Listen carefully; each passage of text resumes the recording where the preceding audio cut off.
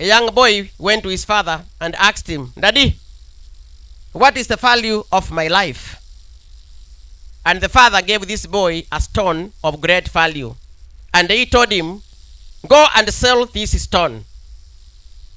The first place the boy went was the mama mbogas, the hustlers. And the one mama said, hii jiwe pengine ya kusugua miguu takupatia shilingi 20. The boy ran to his father and said, Daddy, huko sokoni mama moja anataka kununua jiwe shilingi 20.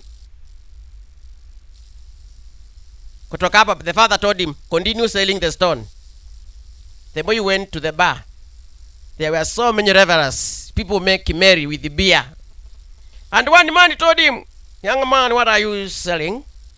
This stone from, Giana hii jiwe takupatia tu shilingi 50. The boy ran to the father and I told him, Daddy, I went to the bar and one person was buying the stone at 50 shillings. The father told the boy, go on selling the stone.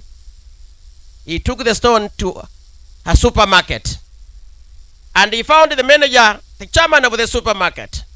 He looked at the stone, it was of great value, and he saw the innocence of the boy. And then he said, young man, I will give you 1,000. The boy ran to the father and told him, someone at the supermarket is buying the stone at 1,000. The father told the boy, continue selling the stone. And then the boy lastly went to these people who buy precious stones. The man looked at that stone. It was of great value and very rare. And therefore, he told the boy, this stone is so valuable. Young man, I will give you 2 million shillings. The boy went to the father and told him, someone has bought this stone 2 million Kenya shillings. And the father told him, the value of your life depends on where you are at a particular time.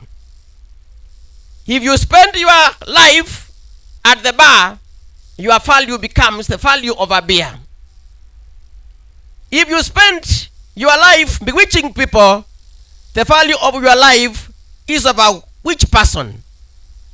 If you spend your life with the prostitutes, the value of your life is that of a prostitute. We must therefore be at the right place, the right time, the right people. And the greatest person, if I can use that language, to add value to our life is Jesus Christ. Bwana asifiwe. Spend your life with Christ and Jesus Christ will give you life with value. Don't waste your life rushing and running after the wind. We must know God. We must know the best wine. You can go to heaven without knowing the best wine.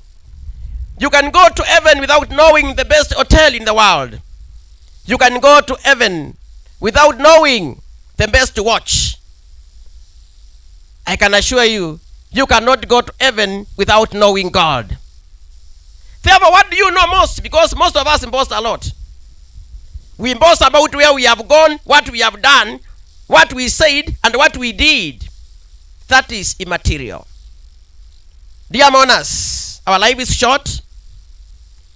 And I can assure you, despite the length of our life, whether you live 80 years, 90 years, 70, 120, like Moses, 110, it doesn't matter.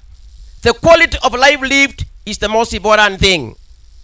Therefore, we must recognize whether a clock is small or big, it shows correct time.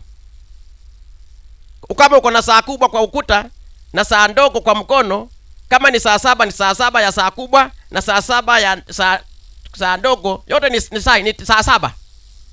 Therefore, if you live 100 years and I live 20 years, what God looks at is not the length of time, but have you correct in time.